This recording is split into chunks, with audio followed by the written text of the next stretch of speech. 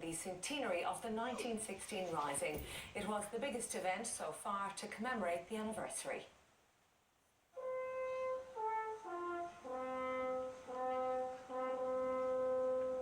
As the tricolour was raised and the halting sound of the last post rung out at Coláiste Dovid in Cork, students paused and thought of their forefathers. 1916 was the key to our identity and culture, and the occasion must be marked, said some of those attending. It's so important. They traded their lives for our freedom, and we have to honour them for that. They risked their lives to give us freedom. We have to thank them really, because we wouldn't be able to do half the things we do today without them.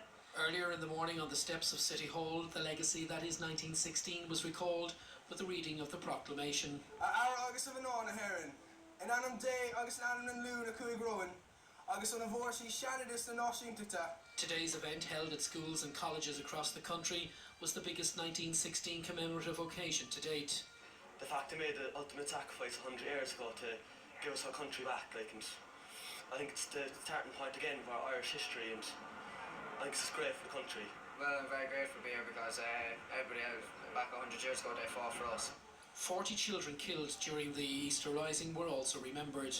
Today was a momentous occasion where students were more than happy to pay tribute to those who made the ultimate sacrifice. Paul Byrne, TV3 News, Cork.